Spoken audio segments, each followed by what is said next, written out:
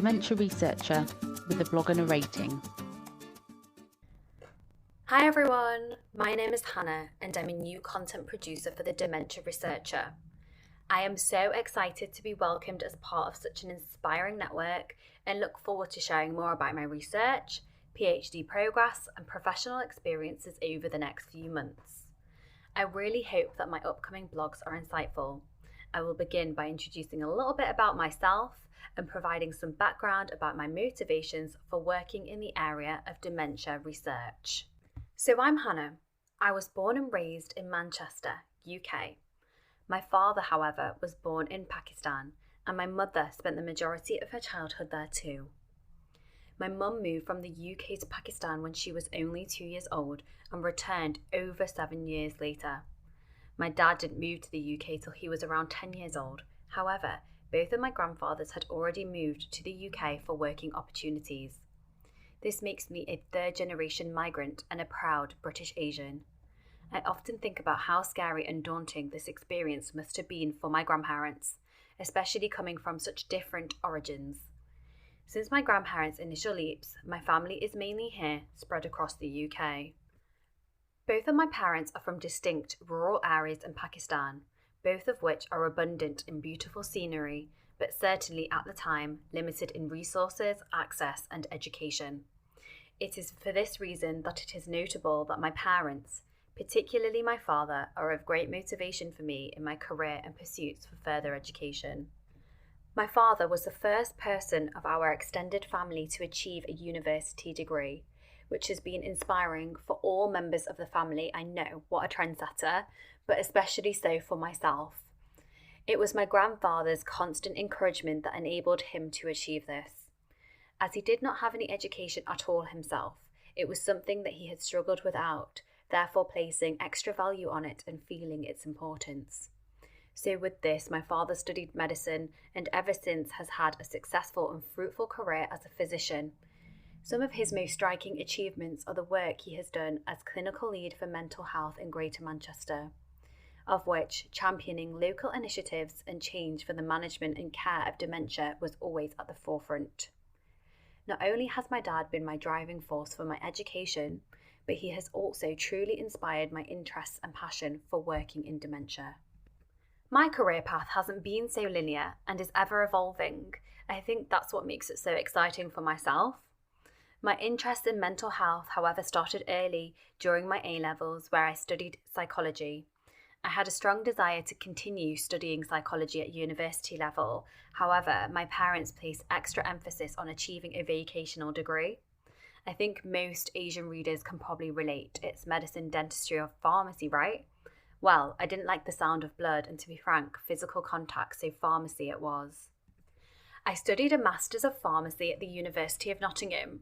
It was a very challenging and diverse course, and honestly, some of the best days of my life. We learned about everything pharmacy, and I mean that, from the social skills required for clinical practice to the precise aerodynamics of the particles in an inhaler which ensure that it reaches your lungs properly. We were examined on it all. It wasn't until my third year of undergraduate study, where I was going on placements in both hospital and community settings, that I realised pharmacy wasn't for me. Coincidentally, and perhaps by fate, this was at the same time that Professor Rachel Elliott was running a module on health economics for MPharm students. This module truly gripped me, and at the end of the module series, I first properly introduced myself to Rachel to learn more about careers in health economics. It wasn't until years later I would understand the significance of this simple act. I completed my pharmacy degree and went on to do my pre-registration year and qualified as a community pharmacist. I still practice as a community pharmacist from time to time, so if you see me behind the counter, say hi. I value doing this to keep my clinical skills intact. After this, I explored several alternative career options, which I may too blog about in due course.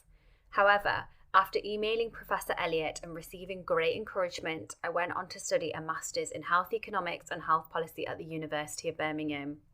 Another challenging course, but again, some amazing memories where I met some incredible people and lifelong friends. After After graduating from the MSc, I looked for roles in health economics, and a position was being advertised for Research Associate at the University of Manchester in the Health Economics Department.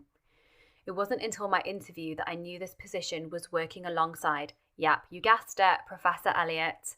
I got the role. During my time at the University of Manchester, I worked alongside some of the most interesting people on some of the most innovating research projects.